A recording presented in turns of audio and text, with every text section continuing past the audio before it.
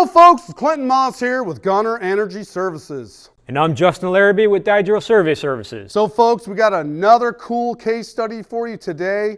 It's an urban abandonment where we had to perform a double intersect. Now, folks, in this case study, I want to really illustrate what sets us apart. We don't just go out there, our customers don't call us to say, provide ranging data or do directional drilling. No, what's required is the technical oversight of all the operations, including GWD, wireline operations, directional drilling, the intercept operation, and milling of the windows. So folks, in this case study, what we want to show you is one call actually does it all. I'm going to have Justin start to go through it with you all. He's the guy that's out there on the brake handle every day and saw this thing through to completion. Take it away, Justin. Thanks, Clinton. Appreciate it.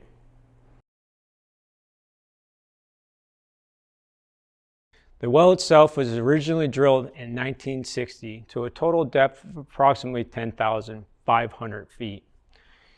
In 1976, a casing failure occurred at around 7,500 feet, where a scab liner was actually introduced and protected that bad section of casing. Flash forward to 1991, and during a workover operation, a packer was installed below the scab liner at about 10,100 feet.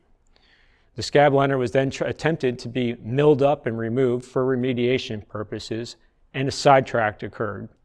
Unfortunately, with that sidetrack, re-entry into the lower section of the well was unobtainable. So the decision was made to put a cement plug on top of that bad section of casing, come up the hole, and remove the 5.5-inch casing as deep as possible, preparing for an intercept attempt. Several perforations were made in the 5.5-inch casing while trying to establish circulation back to surface so the casing could be cut and removed. Unfortunately, circulation was not able to be established until around 3,000 foot measured depth, where eventually the casing was cut, removed, and a cement plug was installed in place. The original wellbore was cemented back up to approximately 2,400 feet, and the first initial intercept attempt was made by none other than the legendary John Wright, a pioneer in magnetic ranging technology.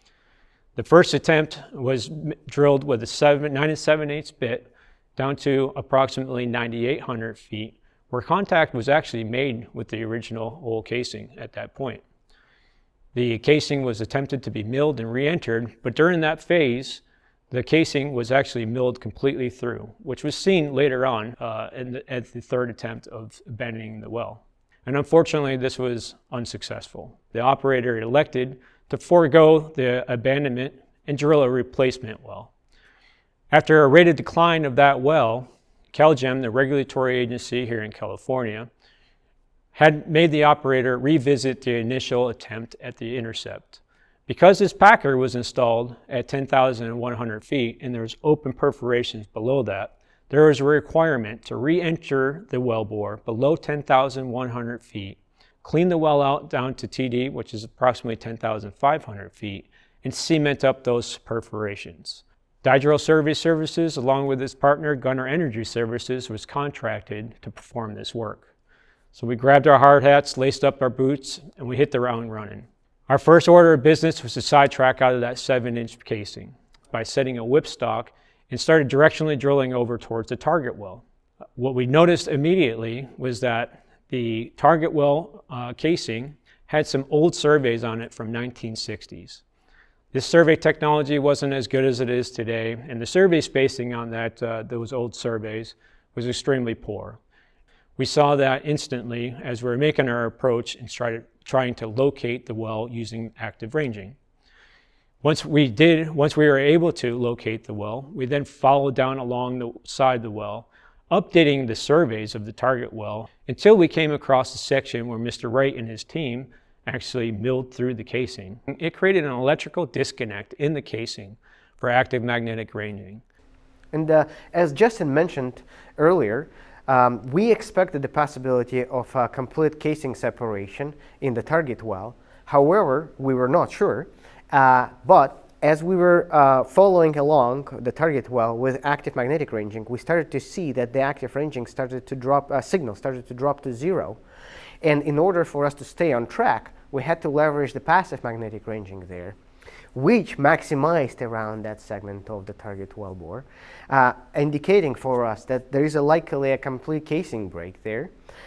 So passive ranging helped us to stay on track, and as we passed the break, we started to see that the active ranging signal reappears, and it was in correlation with the passive results that we observed earlier.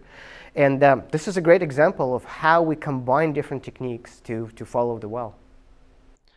Once a mapping run had accurately pinpointed the zone of interest for the intercept point, that mapping wellbore was then plugged back approximately 300 feet, and we sidetracked off a cement plug for our second attempt at the intercept.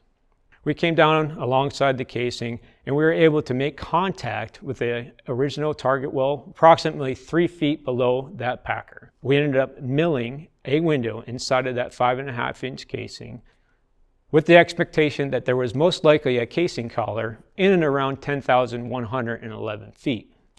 As we were milling the window, sure enough, at 10,113 feet, the mill just stopped milling. What was super cool about this is when we pulled out of the hole and looked at the wear patterns on the mill itself, it was cored out all the way on the outside of it that directly fits inside of a 5.5-inch casing collar. We proceeded by using a string of 2 7/8 tubing to go down inside, re-enter the wellbore, and clean it out to approximately 10,500 feet, which was the requirement by Calgeo. Once we got to the appropriate depth, we started plugging back the original hole casing from 10,500 feet up inside the intercept wellbore that was created, and then continued back up to about 2,200 feet.